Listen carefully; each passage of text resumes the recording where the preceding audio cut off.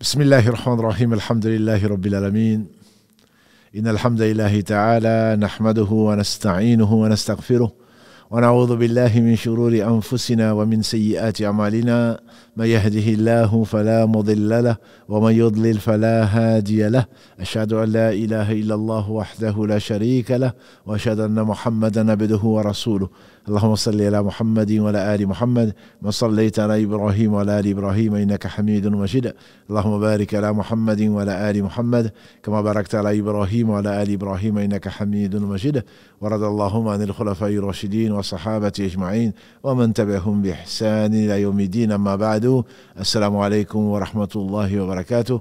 Mes sœurs, mes frères, les louanges, les remerciements, les éloges sont un droit absolu d'Allah. Le premier qui n'a pas de début, le dernier qui n'a pas de fin. L'apparent, le dominant sur toute chose, le subtil, le bien informé, nous le louons. Nous revenons vers lui repentant, nous demandons protection contre les conséquences de nos péchés et les tendances de l'âme. Celui que Allah guide, nul ne saurait l'égarer.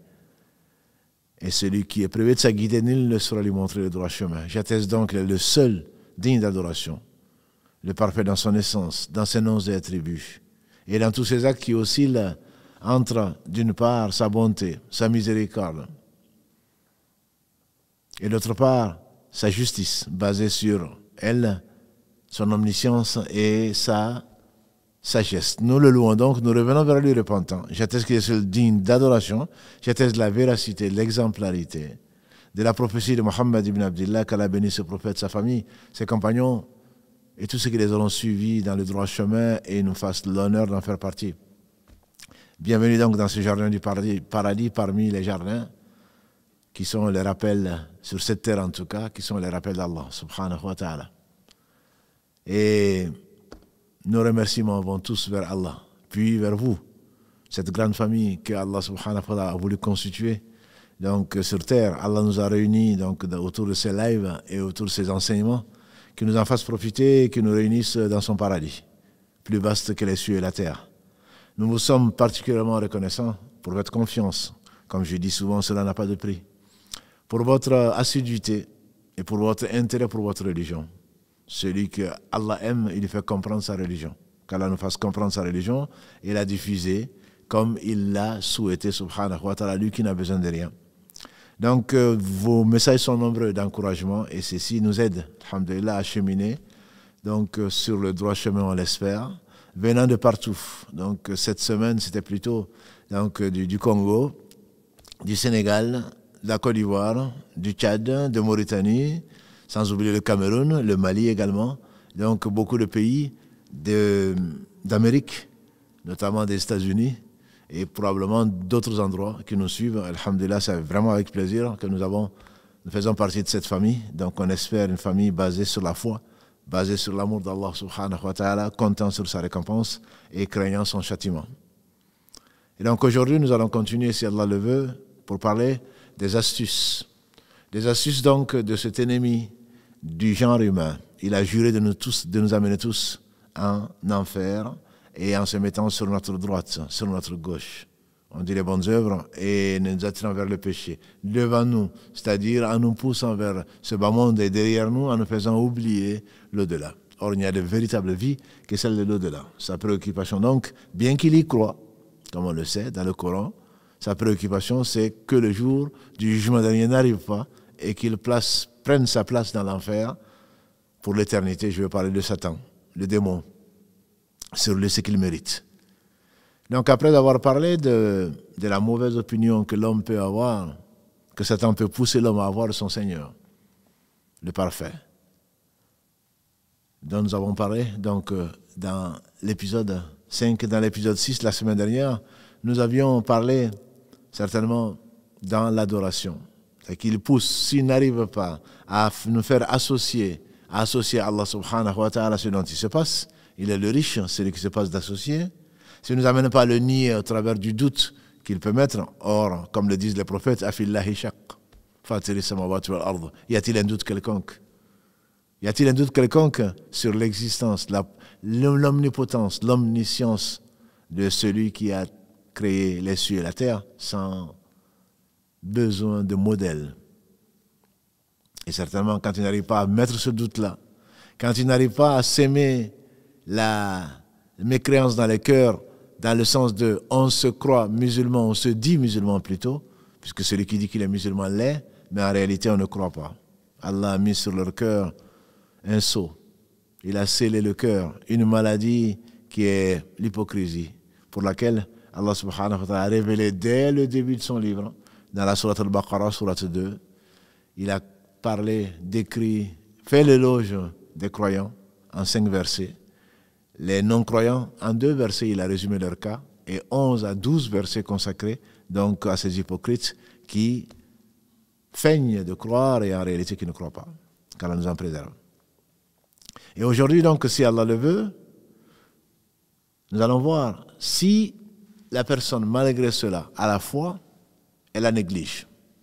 Elle néglige la foi et donc elle devient cette catégorie de personnes donc, qui va me remettre à demain ce qu'elle peut faire aujourd'hui. Négliger les ordres d'Allah, pas bien entendu pas par autre chose que par négligence en préférant la vie de ce bas monde, comme le disent les savants, très certainement. Très certainement, celui qui désobéit à Allah, c'est par ignorance. C'est par l'amour de ce bas monde. Qu'on l'avoue ou pas. Quant à celui qui obéit à Allah, c'est par amour d'Allah subhanahu wa ta'ala qu'il a aimé pour qu'il l'aime et par l'amour de la vie éternelle qu'Allah a promise à ses serviteurs pieux, qu'Allah nous compte parmi ceux-là. Que la vie de ce bas monde ne soit pas notre objectif. L'objectif doit être l'amour d'Allah. L'obéissance à Allah en espérant sa récompense. Et l'obéissance à Allah est la fuite de la désobéissance en craignant son châtiment et personne ne pourra le supporter. Qu'Allah, par miséricorde, nous fasse rentrer au paradis sans nous demander des comptes. Et vos invocations vont dans ce sens. Faisons de sorte que nous prions, nous demandons à Allah par des bouches qui ne pêchent pas. Ils ont dit, Ya Rasulallah, comment est-ce qu'on peut prier, invoquer Allah avec des bouches qui ne pêchent pas? Il a dit, alayhi salatu salam en substance, c'est le fait de faire des invocations pour son frère qui est absent. Les anges, Allah met au moins un ange pour dire ainsi qu'à toi aussi. Donc quelque part, c'est par intérêt que nous prions les uns pour les autres en notre absence. Et vous êtes nombreux, alhamdulillah, pour prier pour Karim, pour Si Mohammed, pour Mohamed Adda, pour moi-même, et pour donc tous ces gens qui travaillent pour que Allah subhanahu wa ta'ala fasse parvenir son message. Il n'a besoin de personne. Donc encore une fois, merci. Et aujourd'hui, dans l'épisode 7 donc, des astuces de Shaitan, ce que nous comptons traiter, c'est que si Satan n'arrive pas donc, à te détourner, et si tu arrives à connaître si peu de ton Seigneur, sa miséricorde, sa justice, alors Satan va te pousser à retarder ton adoration. Il n'a pas pu t'empêcher, comme d'autres, qu'Allah nous préserve, des gens qui ont couru la colère. Qui sont-ils? C'est ceux qui savent et qui ne pratiquent pas, et il y en a beaucoup dans notre communauté. Quand aujourd'hui nous entendons parler de musulmans pratiquants, ça n'a simplement pas de sens. Comment on peut dire qu'on est musulman, donc on est soumis au Seigneur des mondes, comme d'ailleurs tout est soumis, bon gré, mal gré à Allah, l'homme est le seul à avoir accepté la liberté de se soumettre. Quand tu te dis, je me soumets au bon Dieu, comment se fait-il que tu te dises, moi je me soumets au bon Dieu, mais je ne lui obéis pas. Je me soumets au bon Dieu, mais je désobéis. Donc Satan pousse les gens dans cette négligence. Et quand tu n'arrives pas à t'empêcher de faire cela, alors il va te pousser dans le retard de ce que tu dois faire. Et puisque nous sommes nous sommes dans la nuit du 2 Sha'ban, en disant 2 mots, parce que ça concerne beaucoup de monde, donc ça veut dire qu'il ne nous reste qu'1 mois pour le Ramadan. Or, il se trouve que parce qu'Allah a éprouvé nos sœurs, en particulier par les menstrues, ou par les lochis pour celles qui ont accouché, ou par les maladies pour les purifier dans sa miséricorde, il y a des jours que nous devrons normalement jeûner, rattraper, même si la prière, ce n'est pas le cas. Celles qui ont été éprouvées par les menstrues ou par les lochis, se doivent de rendre les jours non jeûnés pendant le ramadan. Et l'ignorance a amené beaucoup de nos sœurs à ne pas le faire. Et quand elles le réalisent, c'est une obligation que de rendre les jours une fois qu'elles sont pubères. Et beaucoup l'ont oublié ou l'ont négligé. Et là, c'est une dette que l'on doit rendre.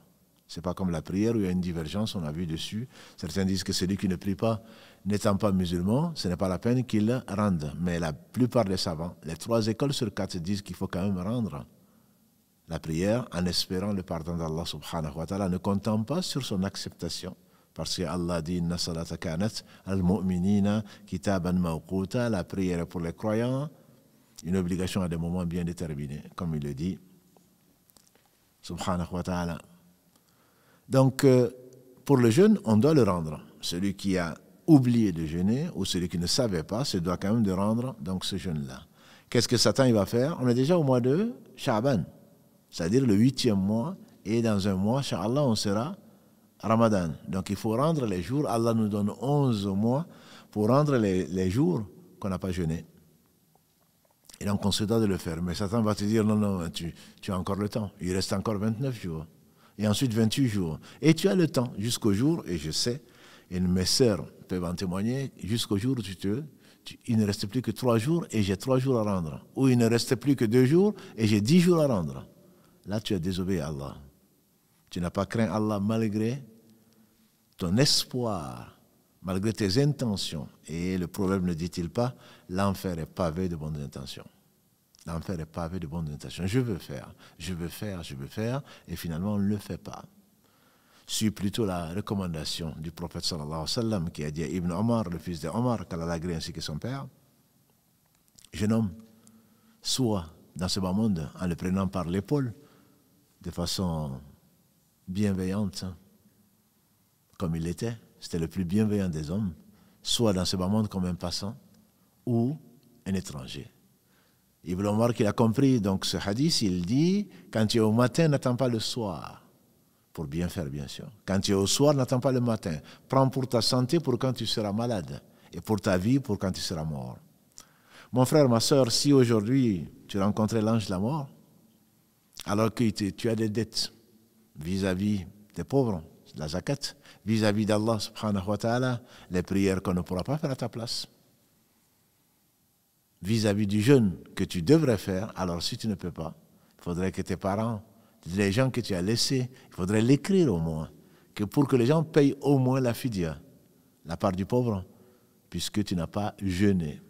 Si c'est par maladie, par un empêchement qui est acceptable, tu as une excuse, tu n'as pas pu jeûner puisque Allah t'a éprouvé par la maladie, pour ton bien, alors tu dois nourrir un pauvre. Si tu ne l'as pas fait, avant le ramadan, il faudrait que tes héritiers donc s'acquittent de cette nourriture et pas jeûner. Et pas jeûner. Ceux qui doivent jeûner, parmi tes héritiers, ce sont ceux, en fait, quand tu as fait un vœu, par exemple, de jeûner un mois et que tu n'as pas pu le faire, tes héritiers peuvent le faire. Ou tu dois une kafara, tu dois le faire, mais normalement, tu n'as pas pu le faire. Donc, une compensation, auquel cas, puisque tu n'as pas pu jeûner, ce ne sont pas tes héritiers qui peuvent jeûner. Pour ça, en tout cas, c'est l'avis le plus fort.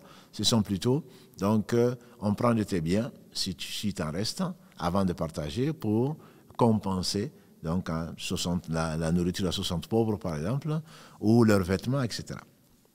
Donc, ça, c'est une façon, pour Satan, de te... Non, mais tu as le temps. C'est aussi vrai, malheureusement, vrai pour la prière. Et pourtant, comme on l'a dit tout à l'heure, subhanahu wa ta'ala, Inna salata kanat al-mu'minina kitaban mawquta, c'est Allah qui le dit dans la sourate An-Nisa, verset 103, sourate 4, verset 103. Inna salata kanat al-mu'minina kitaban mawquta, la prière. Inna salata, certes la prière. Et pour les croyants, il a bien dit les croyants, il n'a pas dit les musulmans. Les croyants, ça va avec la prière. Qad aflaha al-mu'minoun, bienheureux les croyants, dans cette sourate qui porte leur nom, la sourate 23, al-mu'minoun. Qui sont-ils? Allah les décrit. Il commence par quoi? Alladhina hum fi salatihim khashi'un, qui dans leurs prières sont humbles, sont concentrés, sont dévoués. Jusqu'à la fin de ces versets, il leur promet le paradis. il leur promet le Firdaus, le degré le plus élevé du paradis. La prière donc c'est l'acte le plus aimé d'Allah. L'acte le plus aimé d'Allah, c'est la prière. Et donc, Satan, il va te dire, non mais ça vient juste de rentrer, ne sois pas extrémiste, tu as le temps. Finis ce que tu as à faire.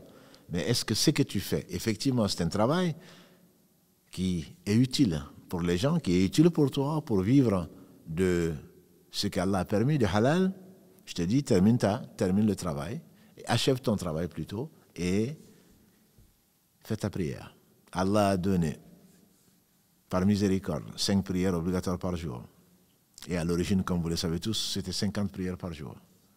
Grâce à l'intervention, grâce à la miséricorde d'Allah au travers de l'intervention du prophète Moïse, Moussa alayhi salam, le nombre de prières est passé de 50 à 5, après 9 allers-retours entre Moussa alayhi salam et Muhammad sallallahu alayhi wa sallam qui est remonté voir Allah pour lui demander des réductions. 5 prières par jour et Allah nous donne au moins 1 heure. Dans n'importe quel pays du monde, au moins 1 heure. Pour faire s'acquitter de ce devoir qui est impérieux, la première chose sur laquelle l'homme sera interrogé, ce devoir qui nous permet de nous reformer. Inna salata tanha anil fahsha'i wal munkar, comme dit Allah, la prière empêche des choses blâmables et des turpitudes. Sourate Al-Ankabut, sourate l'araignée, numéro 29, verset 45. C'est la prière qui t'empêche de te laisser aller, de suivre tes passions. C'est la prière qui te rappelle que le retour est vers Allah.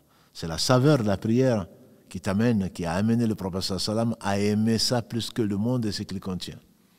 La première des choses, quand il arrivait quoi que ce soit, le prophète sallam pensait s'adonner à la prière.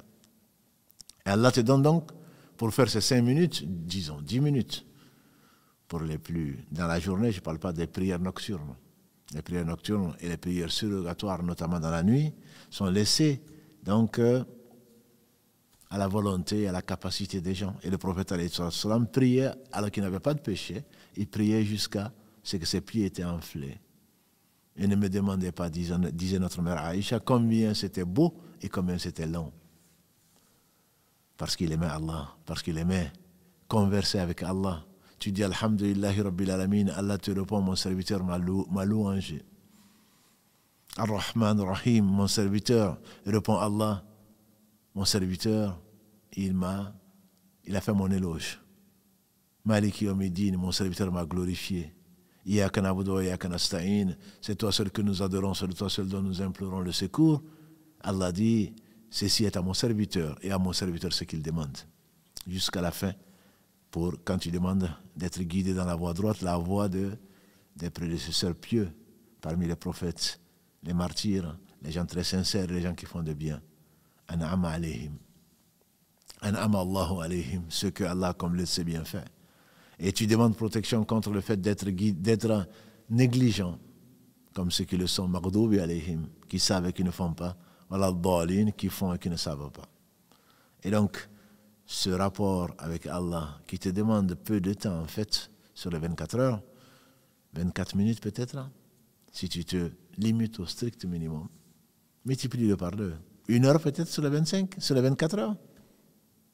Alors, Allah te donne au moins 1 heure, parfois 2, 3 heures pour t'acquitter de ces 25 minutes ou cette demi-heure maximum de prière. Certains, ils te disent non, mais tu peux attendre. Attends de finir ton travail. Attends de finir tes études. Attends de finir ton jeu. Attends de finir l'émission. Attends de finir ta partie de foot. Attends de finir ceci et cela. Et si tu meurs entre-temps, là, ce ne sera pas fini. Ce sera le début. Ce sera le début du jugement, puisque c'est le début de la fin. Et là, tu n'auras personne pour se défendre devant Allah. Et Satan t'aura dit, comme Allah le dit dans la sourate 14. Et Satan dit quand l'affaire est réglée, Inna Allah wa'adakum wa'ad al-haq. Allah vous a promis, et sa promesse est vraie. Moi je vous ai promis, je vous ai trahi. Et ne m'en voulez pas. Ne m'en voulez pas. Ne vous plaignez pas à moi, c'est pas moi. Waloumu anfusakum. Reprochez-vous à vous-même. C'est pas à 7 ans. Allah nous a mis en garde. Inna shaitana lakum adu, fattakhidhuhu aduwa. Satan est votre ennemi, considérez-le comme tel. Alam ahada ilaykum ya bani Adam alla ta'budu shaitan innahu lakum adu. Adu. Adu mubin. Fa'buduni hadha siratun mustaqim. Dans la sourate Yassine, Allah dit, n'avez pas pris votre serment. Alam ahada ilaykum. J'ai pris votre engagement de ne pas adorer Satan. C'est votre ennemi. Votre ennemi évident. De m'adorer seul. Voilà le droit chemin. Et donc, il va te retarder, mais je ferai ça plus tard. Je rattraperai. Qu'est-ce que tu vas rattraper? Et comme je le dis à certaines personnes qui me disent est-ce qu'on peut rattraper, je leur dis simplement, il y a un jour, je jure par Allah que tu ne vas pas le rattraper. J'attends d'arriver à la maison, il se peut que tu n'arrives pas. Il y a un jour, peut-être que tu n'arriveras pas. Et donc, ça c'est un jeu de Satan qui, pour te faire retarder, ne vois-tu pas? On a fait dire à Abu Bakr, quand avant de rejoindre son Seigneur, son successeur désigné, que lui-même il a désigné, parce qu'Allah l'a décrété 50 000 avant qu'il n'ait créé les cieux et la terre, je parle de Omar. Abu Bakr l'a désigné comme calife à sa place. Et on a voulu lui faire peur, le stresser. Il a dit, vous voulez, qu'est-ce que tu vas dire à Allah? Il y a Abu Bakr de nous laisser Omar, qui est dur. Il a dit, je vais dire à Allah. Vous voulez me stresser, dit-il? Je vais dire à Allah que je leur ai laissé le meilleur d'entre eux. En effet, c'était le meilleur après Abu Bakr, de l'unanimité des compagnons du prophète sallallahu alayhi wa sallam. Et Allah fait de lui un exemple, et quel bel exemple. On lui fait dire à Abu Bakr, à Omar, vois-tu, ton Seigneur a décrété des obligations de jour dont il n'accepte pas la réalisation la nuit. Et des obligations la nuit dont il n'accepte pas la réalisation le jour. Les savants disent il s'agit en fait de la prière. Qu'Allah nous compte parmi ceux qui, dans leur prière, sont assidus. Qui, au travers de la prière, cherchent le rapprochement à Allah subhanahu wa ta'ala. Qui, au travers de parce que c'est Allah qui rapproche, et notamment au travers de la prière. L'homme n'est pas plus proche d'Allah, pas plus qu'au moment où il se prosterne devant son Seigneur et à la fin de sa prière. Et donc, Satan, il te fait retarder cette prière. Je ne parle pas de ceux qui ne la font pas, qu'Allah nous guide et qu'il les guide. Le compte peut-être ne sera pas bon. Le compte peut-être ne sera pas bon. Mais ceux qui la font, mais il la retarde. Au dernier moment, Allah les qualifie de quoi? Il dit, voilà les gens qui sont comme les hypocrites. Ils attendent que le soleil, disait le prophète sallam, que le soleil est presque jaune. Il va se coucher, c'est à ce moment qu'il se lève et ils font des mouvements rapidement. Alors que la prière, le meilleur moment de la prière, sauf le Isha, le meilleur moment de la prière, c'est au début. Au début de la prière, que ce soit le Fajr, que ce soit le Dahr, sauf quand il fait extrêmement chaud, le prophète sallallahu alayhi wa sallam, par miséricorde, retardait le Dahr presque avant l'Asr. Mais sinon, la première des choses que tu dois faire, pas pour te débarrasser, parce que c'est celle que tu attends. La rencontre de ton Seigneur, bien entendu, que tu étais baigné dans son rappel. Allah est avec toi tant que tu te rappelles d'Allah, dans les différentes formes de dhikr, de contemplation, de méditation, de rappel d'Allah, par la langue, comme par les yeux, comme par les oreilles. Tu attends. C'est pour cela que celui qui attend la prière est comme s'il était en prière. Donc tu attends, pas pour t'en débarrasser encore une fois, c'est parce qu'il y a un plaisir, il y a un goût, disent les gens, disent les savants, les connaisseurs. Il y a un goût dans la prière. Et c'est pour cela également, peut-être que tu feras partie des 7 catégories qui seront sous l'ombre du trône d'Allah. Le jour où il y aura d'autres ombres que son ombre. La 3e catégorie, c'est qui? La première, c'est Imam al-Adil. Un imam qui est juste, je pense à Omar, Karalagré. Et Shaboun, un jeune qui a été éduqué dans l'islam. très jeune, et il est resté dans l'islam, et il a appris à connaître son Seigneur, et il y a obéi, et il a aimé. Troisième catégorie, c'est celui de l'homme dont le cœur a accroché, a attaché aux mosquées, a dit le prophète sallallahu. Il attend, je ne parle pas de celui qui est au chômage. Je parle de celui que son cœur est attaché à la mosquée. À peine quitte-t-il la mosquée qu'il a déjà sa nostalgie. Et il vient dès qu'il peut, ne serait-ce que le week-end, mon frère. Non, moi aussi, j'étais proche de la mosquée. Moi aussi, je ne travaillais pas ici dans la mosquée. Alors Allah te donne des occasions. Ne pourrais-tu pas rester, et je le conseille à tous mes frères, les sœurs, si elles veulent, ne pourrais-tu pas rester entre le Maghrib et l'Isha? Celui qui fait une prière obligatoire, Allah multiplie sa prière de 25 à 27 fois à la mosquée, en groupe, et il a un pèlerinage complet. Celui qui reste entre deux prières, tant qu'il a les ablutions, ça lui est compté comme s'il était en train de prier. Peux-tu, mon frère, pourrais-tu, ma sœur, prier 1 heure, 2 heures, en continu? Le prophète sallallahu alayhi wa sallam le faisait. Les meilleurs d'entre nous le faisaient surtout la nuit, le dernier tiers de la nuit, où Allah descend comme ici à sa majesté, demander, bien qu'il le sache, avant de nous avoir créés, y a-t-il un de mes serviteurs qui me demande, et je lui donne, et qui m'invoque, et je lui réponds. Et donc, c'est que tu es compté, les anges écrivent, tant que tu as les ablutions, tu es compté, parce que tu n'attends que la prière, tu es compté comme si tu étais en prière. C'est bien plus facile que de se lever le dernier tiers de la nuit et de prier longuement jusqu'à ce que tes pieds s'enflent. Mais tu as cette même récompense. Ne pourrais-tu pas, mon frère, le samedi ou le dimanche, ou le jour férié, rester à la mosquée, lire du Coran, faire des écrans entre le Maghrib et l'Isha? C'est le temps le plus court. Parfois, tu n'as même pas 1 heure. Mais non, il faut sortir. Le téléphone est là. Et encore, si tu restes à la mosquée pour attendre, qu'est-ce que ce monde va t'apporter? C'est Satan qui te rend impatient. N'attends pas entre le Dohr et l'Asr, c'est trop long. Va vaquer, va faire, profites-en pour aller faire tes courses. Pourquoi pas? Mais moi, les courses, je te le conseille, si tu peux, le matin. Comme ça, tu ne rateras ni le Dohr, ni le Asr, ni le Maghrib. Celui qui rate le Asr, a dit le prophète sallallahu alayhi wa sallam, sans excuse valable. C'est comme s'il avait perdu toute sa famille et tous ses biens. Si seulement on savait. Comme s'il avait perdu toute sa famille et tous ses biens.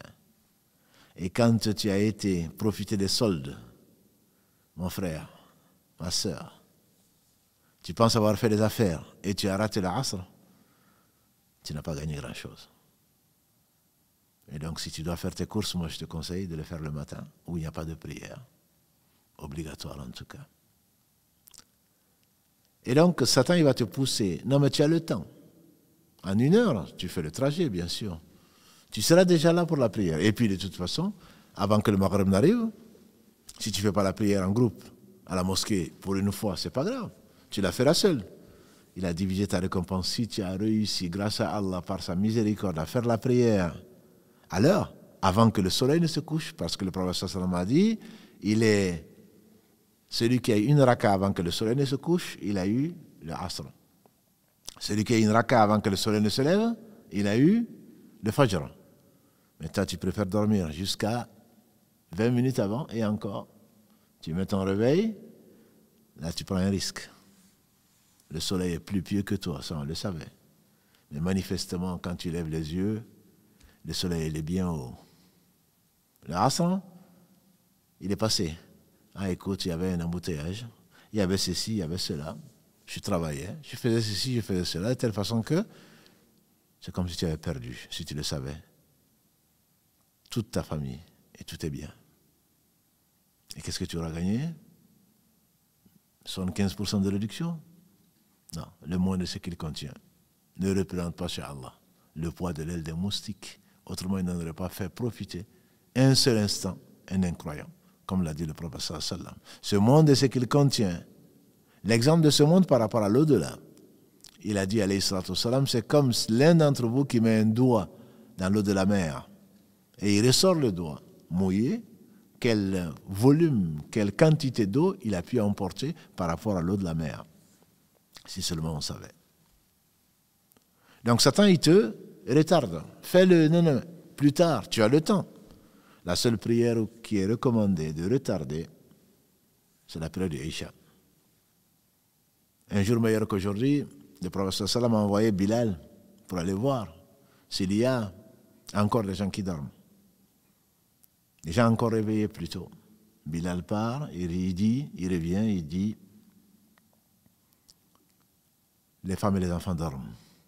Et le prophète sallam lui a demandé de faire l'iqama pour faire la prière. Il a dit, nous sommes les seuls sur la terre aujourd'hui à prier à cette heure-ci. Si je ne craignais d'imposer à ma communauté quelque chose de difficile, je l'aurais imposé de prier à cette heure-ci, c'est-à-dire la moitié de la nuit. C'est pour cela que les Hanbali, ils disent que la limite de Isha, c'est la moitié de la nuit. Pour les Maliki, car ils les bénissent tous nos savants, c'est jusqu'au Fajr. D'une prière à l'autre, donc pour eux, on peut prier le Fajr jusqu'au lever du soleil, le Dahr jusqu'au Asr, pour en tout cas ce qu'ils appellent le Waqt Ikhtiyari, le meilleur moment. Sinon, ça va pour les Maliki jusqu'à avant que le soleil ne se couche, qu'on ait le temps de prier le Dahr, une raka du Dahr, ou le Dahr et une raka du Asr. Ils ont un temps ensemble, mais qu'ils appellent le Waqt Darouri, c'est-à-dire un moment où il est obligatoire, tu n'as pas le choix que de faire ça. Le Maghreb, pour eux, c'est 30 minutes, même pas le temps que le crépuscule disparaisse. Et le Isha, pour eux, c'est jusqu'au Fajr. Mais pour les Hanbali, c'est jusqu'à la moitié de la nuit.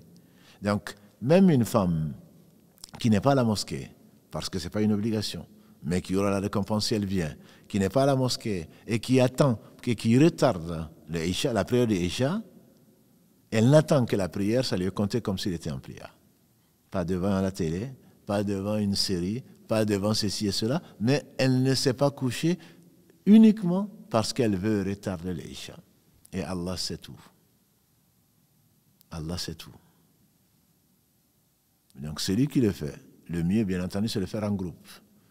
Mais comme nos mosquées, il y a des enfants, il y a des vieillards, il y a des malades, on essaye de faire l'Isha, la dernière prière de la nuit, assez tôt, pour que les gens aillent manger, pour qu'ils aillent se coucher, etc. Mais sinon, si on peut faire le Isha, le retarder serait le mieux.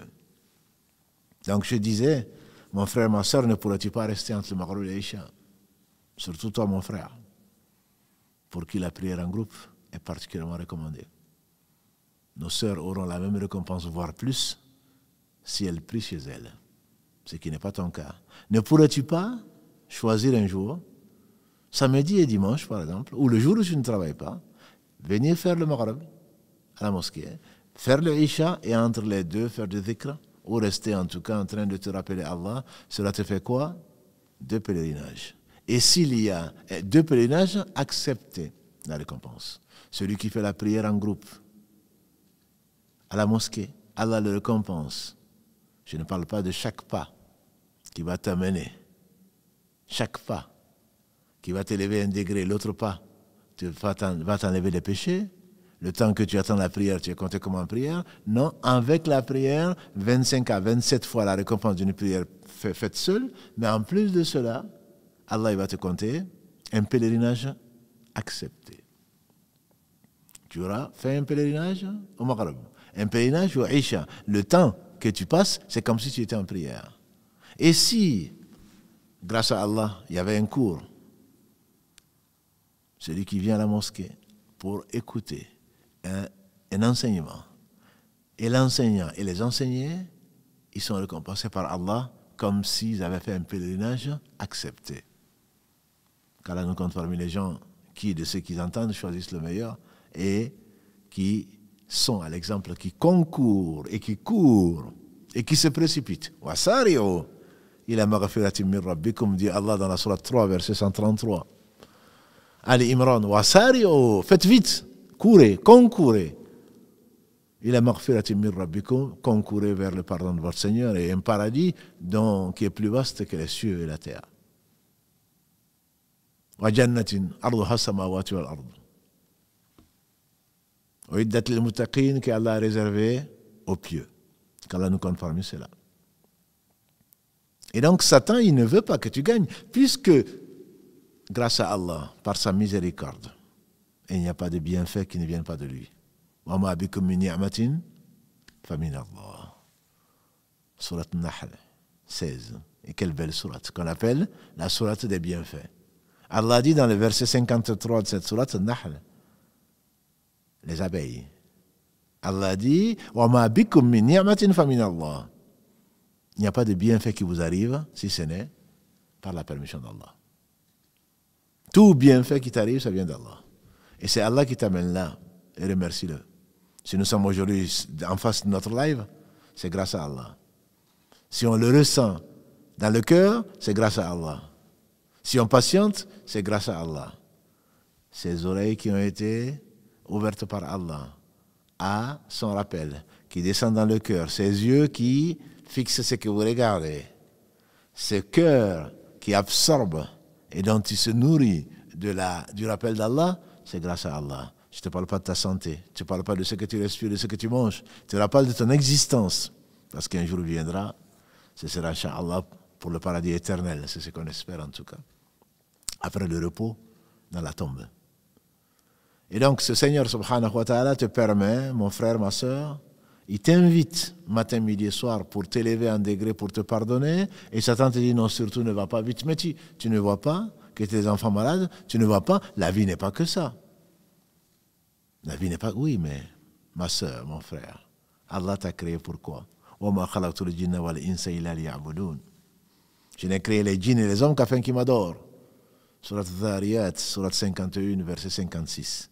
Ma uridu minhum min rizqin wa ma uridu an yut'imun. Je ne leur demande pas de subsistance et je ne leur demande pas de me nourrir. Et Satan, il est là en train de... Non mais ça fait... Tu viens juste d'aller au dehors quand même, tu peux attendre le soir. Tu as autre chose à faire, reste un peu en famille. Oui, je veux bien comprendre. Et on te reprochera peut-être d'aller souvent à la mosquée. Je dis, il faudrait, alhamdulillah, dans la vie, il y a des priorités. Chaque fois qu'une occasion de bien faire passe, c'est une partie de ta vie que tu viens de perdre. Et il n'y a de véritable vie que le rappel d'Allah, subhanahu wa ta'ala. Encore une fois, il ne s'agit pas de vivre dans la mosquée, ce n'est pas du tout ça. Il s'agit de travailler honnêtement, de gagner honnêtement sa vie, mais en même temps de ne pas oublier sa part de l'au-delà. Comme on le disait à Qarun, qui a eu ce qu'il mérite et qui a oublié sa part de l'au-delà. Et donc Satan, il est là en t'empêchant de faire le bien. Tu passes à côté d'une chose, il te dit non, non. Quand même, tu vas pas passer ton temps à ramasser des choses sur la route. Alors que le prophète sallam, il a dit la foi à 73 ou 63 et quelques degrés. La branche la plus élevée, c'est la ilaha illallah. Le fait de dire, il y a d'autres êtres dignes d'adoration, si ce n'est Allah. La plus basse, c'est d'enlever un obstacle de la rue. Tu passes à côté d'une saleté, tu passes à côté d'une peau de banane, tu passes à côté d'un obstacle, enlève-le. C'est le minimum de la foi, dit le prophète sallam. Et dans ce hadith, il a rajouté, et la pudeur fait partie de la foi. Dans ton adoration donc, qu'est-ce que c'est que l'adoration? On va le répéter, juste le rappeler plutôt. L'adoration, c'est tout acte du cœur, de la langue ou des membres que Allah aime et agrée. Au point que ton sourire à ton frère, à ta sœur, est compté comme adoration.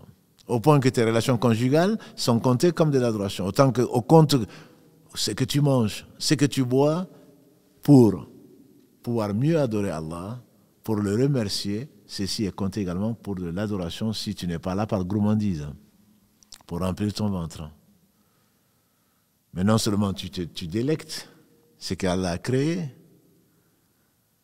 tu médites sur sa création, que ce soit cette poire, que ce soit cette mangue, que ce soit ce lait que tu bois, que ce soit cette viande que tu mâches, Allah te permet de sacrifier des bêtes pour pouvoir te nourrir. Qui es-tu, fils d'Adam?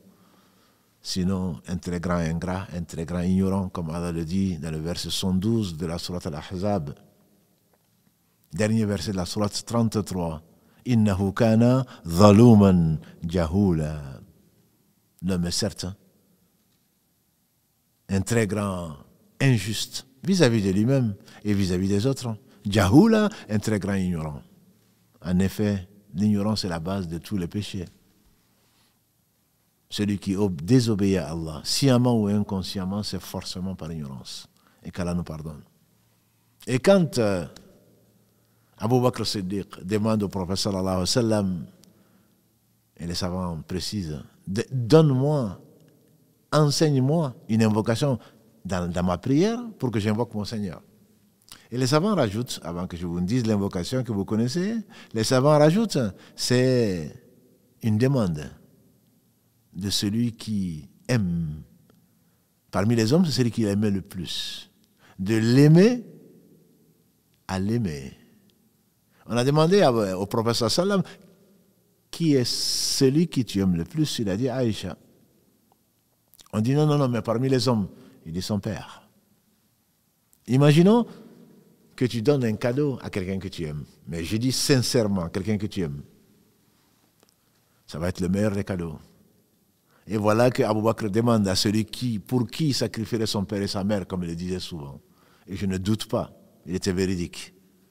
Il disait souvent, toi pour qui je sacrifierais mon père et ma mère?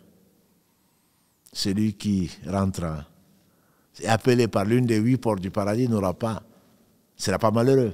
Mais est-ce qu'il y en aura qui rentreront, qui seront appelés plutôt par toutes les portes? Et celui qui l'aimait le plus parmi les hommes, qu'est-ce qu'il lui répond? Mohammed sallallahu alayhi wa sallam, qu'est-ce qu'il répond? Abu Bakr, il lui répond, j'espère que toi tu en feras partie. Et donc, Abu Bakr demande au prophète sallallahu alayhi wa sallam une invocation qu'il pourrait utiliser dans sa prière quand il se rapproche d'Allah. Le plus proche d'Allah, c'est dans ta prière. Et notamment quand tu es dans la prosternation et quand tu termines la prière avant de dire salam alaikum, après ta salat ibrahimi, quand tu as dit ashhadu an la attahiyatu lillah, as-salawatu wa tayyibat, jusqu'à la fin, ashhadu an la ilaha illallah, ashhadu anna muhammadan abduhu wa rasuluh, après Allahumma salli ala Muhammadin wa ala ali Muhammad, et jusqu'à la fin de cette salat ibrahimi, et celui qui prie sur Muhammad sallallahu alayhi wa sallam, Allah prie 10 fois sur lui, c'est-à-dire il lui fait miséricorde, il le bénit, il l'élève en degré, il lui pardonne 10 fois plus. Et quand le prophète sallallahu alayhi wa sallam, l'ange Gabriel est venu lui dire ça, il est descendu sa monture, il s'est prosterné pour remercier Allah. Qui est-il? Fils d'Abdallah et de Amina, orphelin de père, perdu sa mère très tôt. Qui est-il pour que Allah l'honore autant dans ce bas monde avant l'au-delà? Donc quand tu finis ça, il nous a incité à demander protection auprès d'Allah contre 4 choses. Ne le négligez pas, a-t-il dit. Ne manquez pas de demander à Allah la protection contre 4 choses. Contre le châtiment de l'enfer, contre le châtiment de la tombe, contre les tentations de la vie et de la mort et contre les mots de l'Antéchrist. Avant chaque prière, il nous a conseillé, c'était le plus doux des hommes, le plus miséricordieux des hommes et le plus à même de vouloir du bien pour les univers. Nous t'avons envoyé, il y a Mohammed qui est comme miséricorde pour les univers. Allahumma inni a'udhu bika min adhab jahannam. Oh Allah, je te demande protection contre le châtiment de l'enfer. Et Allah seul sait que c'est que le châtiment de l'enfer. Allahumma inni a'udhu bika min adhab jahannam wa min adhab al-qabr. Le châtiment de la tombe. Wa min fitnati al-mahya wal-mamat, et contre les tentations, les maux, les tentations de la vie et de la mort. Wa min sharri fitnat al-masih ad-dajjal, et contre les maux de la tentation de l'antéchrist. Il n'y a pas pire. Comme l'a dit le prophète sallallahu alayhi wa sallam, chaque prophète en a parlé à son peuple. Mais moi je vous dirai une chose qu'aucun prophète n'a dit à son peuple, il est borgne et Allah n'est pas borgne. Et quand tu auras fini de t'entretenir avec ton Seigneur avant de le quitter, qu'est-ce que tu vas dire? Tu vas demander à Allah subhanahu wa ta'ala ce que tu veux. Et Abu Bakr, le prophète sallallahu alayhi wa sallam, lui a enseigné quoi? Il dit, Qul, dis, ya Abu Bakr, Allahumma inni ظلمت نفسي ظلما كثيرا كبيرا ولا يغفر الذنوب إلا أنت فاغفر لي مغفرة من عندك وارحمني إنك أنت الغفور الرحيم. Oh Allah, je me suis fait outragement tort. Outragement tort. À moi-même, je me suis fait tort. C'est pour cela que j'ai dit innahu kana zaluman jahula. L'homme, très certainement, se fait beaucoup de mal. Il a été injuste vis-à-vis d'Allah, certainement. Vis-à-vis des créatures d'Allah, mais même vis-à-vis de lui-même. Il disait, oh Allah, je me suis fait outragement tort. J'ai été injuste vis-à-vis de moi-même. En effet, chaque oubli d'Allah, chaque péché que tu le fais à qui? Allah se passe de tout. C'est à toi-même que tu le fais. Les conséquences, c'est toi-même, dans ce bas monde avant l'au-delà. Quand l'homme fait un péché, a dit le prophète sallallahu alayhi wa sallam, un point noir vient s'inscrire, vient se mettre sur son cœur. Et quand il demande pardon, Allah l'efface. Ou Allah demande de l'effacer. Mais il ne demande pas pardon, il ne revient pas vers Allah, il continue à commettre des péchés, alors son cœur devient rouillé, couvert de rouille. Et le prophète sallallahu alayhi wa sallam a lu ce verset de la sourate 83, le Mutafifin, les fraudeurs. Kalla bal rana ala qulubihim ma kanu yaksiboun. Oh certes, leur cœur a été rouillé par rapport à ce qu'ils ont fait. Et Allah dit subhanahu wa ta'ala à la fin, le dernier verset de la sourate 35, Al-Fatir, le Créateur, verset 45. Allah dit dans ce dernier verset, si Allah s'en prenait aux gens pour ce qu'ils ont fait, il n'aurait pas laissé sur la terre un seul être vivant. Nous sommes tous des pécheurs. Qu'Allah bénisse celui qui a dit, Kullu bani Adam khata, wa khayril khata'in at-tawwabun. Il s'agit bien sûr de Muhammad sallallahu alayhi wa sallam. Chaque fils d'Adam fait des erreurs. Et les meilleurs d'entre eux, c'est ceux qui reviennent vers Allah repentant. Si Allah s'en prenait aux gens pour ce qu'ils ont fait, il n'aurait pas laissé sur la terre un seul être vivant. Et il reprend presque le même verset dans la sourate 16 à Nahl, dont nous avons parlé, les abeilles, verset 61. Si Allah devait punir les gens pour leur zulm, pour leur injustice, il n'aurait laissé personne sur la terre. Mais il retarde l'échéance. Donc nous sommes injustes. Et c'est ce qu'a enseigné le meilleur des hommes au meilleur des compagnons du prophète sallallahu alayhi wa sallam. Allahumma inni zalamtu nafsi. Oh mon Dieu, oh Allah, je me suis fait outragement tort. Zulman kathira, beaucoup d'injustices. Kabira, de grandes injustices. Wala yaghfiru dhunuba, et personne ne pardonne le péché, illa anta, sauf toi. Faghfirli, pardonne-moi. Warhamni, faghfirli, maghfiratan min indik. Pardonne-moi d'un pardon qui vient de toi, pas de quelqu'un d'autre. Warhamni, fais-moi miséricorde. Innaka anta al-Ghafur rahim, c'est toi qui es celui qui est al-Ghafour, celui qui pardonne. Ar-Rahim, le miséricordieux. Celui qui a divisé sa miséricorde en 100 parties, qui a fait descendre une seule partie de cette miséricorde, de laquelle procède le fait qu'une jument lève le pied pour ne pas, la patte pour ne pas écraser son poulain. Il a gardé les 99% de sa miséricorde pour nous pardonner au jour du jugement dernier. En le connaissant, tu ne peux pas désespérer. Verset 53 de la sourate 39 à Zumar, les groupes, Allah dit Qul ya ibadi alladhina asrafu ala anfusihim la taqnatu min rahmatillah inna Allah yaghfiru dhunuba jami'a innahu huwal ghafurur rahim. Oh mes sœurs, dis-leur, ya Muhammad, Qul ya ibadi alladhina asrafu ala anfusihim. Oh, vous me dites, oh mes serviteurs qui se sont fait outragement tort, la taqnatu min rahmatillah. Ne désespérez pas de la miséricorde d'Allah. Inna Allah yaghfiru dhunuba jami'a. Allah pardonne tous les péchés. Innahu, certes lui, innahu huwal ghafurur rahim, c'est lui qui est le pardonneur, le miséricordieux. Qu'Allah nous pardonne. Si nous ne pardonnons pas, on est perdu. Nous sommes tous des pécheurs. Et si Allah devait nous prendre pour ce qu'on aurait fait, comme péché, certainement, il n'aurait pas laissé sur la terre un seul être vivant. Et donc, ce Seigneur, Satan te fait miroiter qu'il est pardonneur, ce qui est vrai, mais son châtiment également est terrible. Et donc, il te dit, non, mais c'est pas grave, tu pourrais le faire plus tard. La bonne action, mais tu as le temps. Qui te dit que tu as le temps, ma soeur? Est-ce que tu as ton contrat entre les mains? Le contrat que tu as signé avec Allah, comme quoi il va te retarder jusqu'à quand tu voudras. Non, tu ne l'as pas.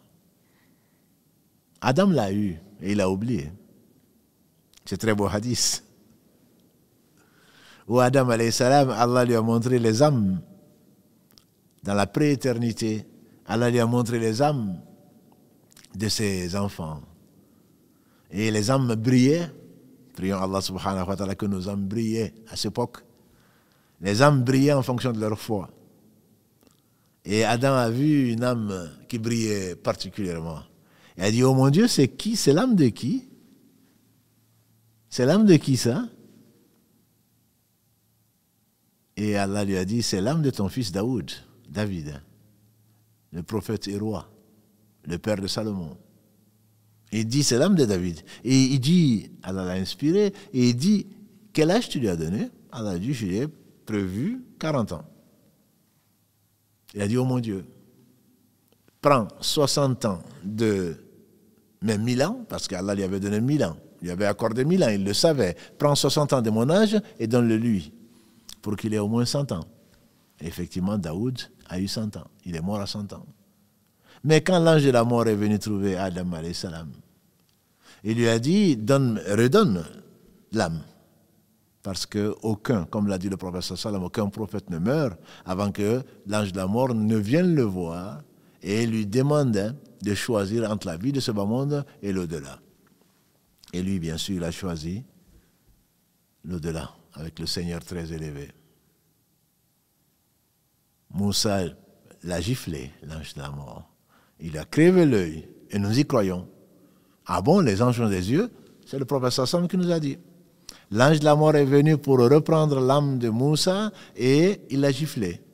Il lui a crevé l'œil et l'ange de la mort est remonté voir notre Seigneur le très élevé. Il a dit, tu m'as envoyé un de tes serviteurs, il a refusé, il m'a giflé, il m'a crevé l'œil.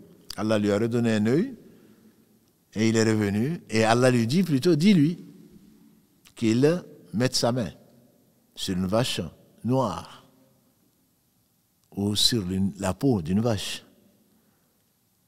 Le nombre de poils que sa main va couvrir, il aura ça en plus.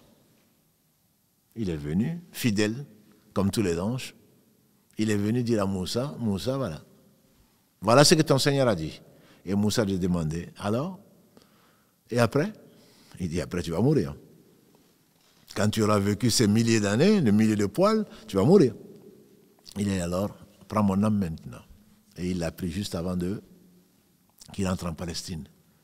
Et le prophète sallam a dit, son tombeau m'a été montré, et si j'étais là, je vous aurais montré le tombeau de Moussa, alayhi salatu wassalam. Il n'est pas rentré en Palestine. Donc c'était pour dire quoi? Adam, quand l'ange de la mort est venu le trouver en disant, maintenant rends l'âme, il dit, non, non, mais il me reste encore 60 années à vivre. C'est un hadith qui est authentique, il n'y a pas de doute dessus. Donc nous y croyons. Comme l'a dit le prophète sallam, moi j'y crois, Abu Bakr y croit, et Omar y croit, quand il a dit la vache a parlé, le loup a parlé, et ça a étonné certains. Le hadith, il est authentique. Il ne parlait pas de lui-même, alayhi salatu wassalam. Sallallahu ala Muhammad, sallallahu alayhi wa sallam. Il a dit, l'ange de la mort lui dit, redonne maintenant la vie. Il a dit, non, il me reste encore 60 ans. Il a dit, et ce que tu as donné à ton fils? Et ce que tu as donné à ton fils, Daoud? Et Adam a régné, a nié qu'il a donné à Daoud, 60 années de sa vie. Et le prophète nous a dit, Adam a oublié, ses enfants ont oublié. Notre père Adam a oublié, et donc l'oubli fait partie de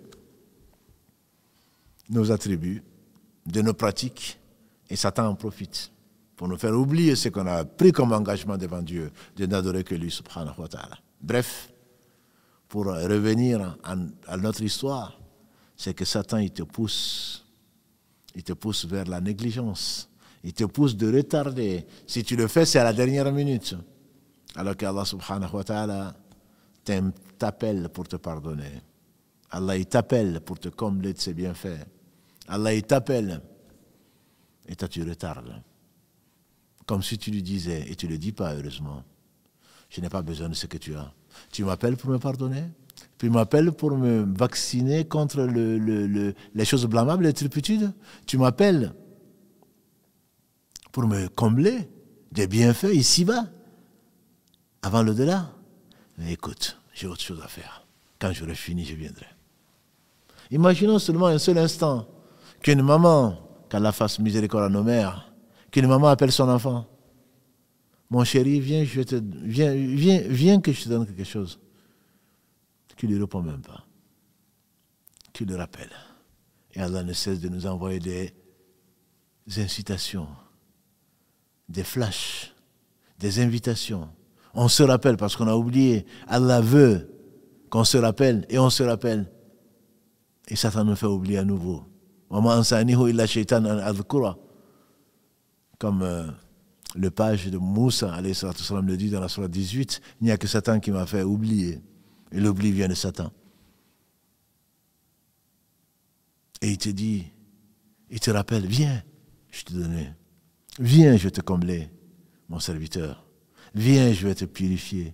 Viens, je vais t'élever. Et tu lui dis, non, pas encore, j'ai autre chose à faire.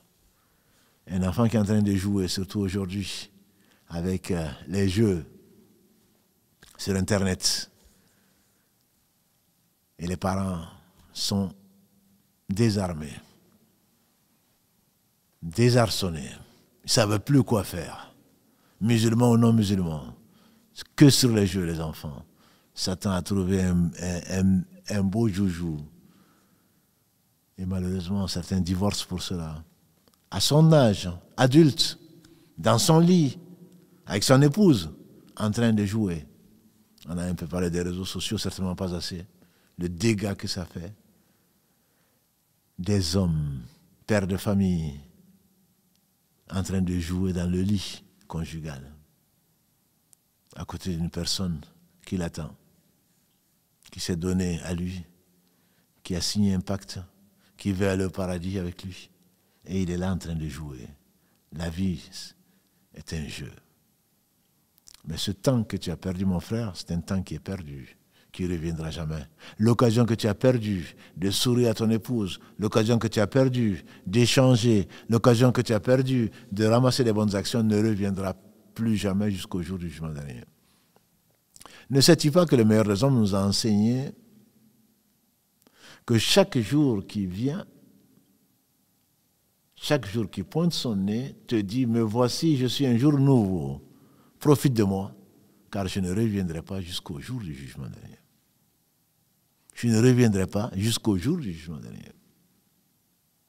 Les occasions que Allah te donne sur ta route, et Allah seul sait le nombre, et que tu négliges, ça prouve une chose, c'est que tu es un ignorant.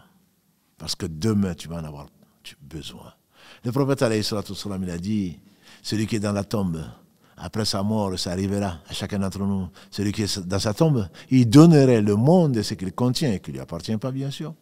S'il avait le monde de ce qu'il contient, il le donnerait pour pouvoir se prosterner devant Allah une fois, une seule fois. Et là, nous avons l'occasion, alhamdulillah, de nous prosterner combien de fois. Mais combien d'entre nous s'humilient devant Allah, se rapprochent d'Allah, c'est là où on est le plus proche d'Allah. Combien de nous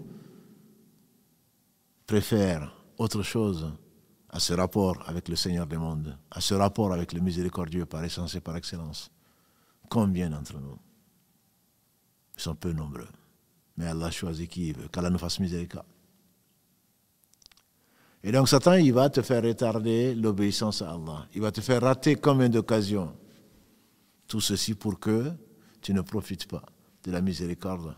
Et pourtant, de cette miséricorde, n'en est privé que vraiment le perdant. Que le malheureux, qui n'a rien, qui a tout perdu. Donc, mon frère, ma soeur, si l'occasion se présente, n'hésite pas. Précipite-toi vers le pardon d'Allah, parce que la bonne action efface la mauvaise. C'est l'un des trois fleuves, comme disait Ibn Qayyim, la bonne action. L'homme dans ce bas monde, disait-il, et j'ai trouvé ça très beau, l'homme dans ce bas monde traverse trois fleuves.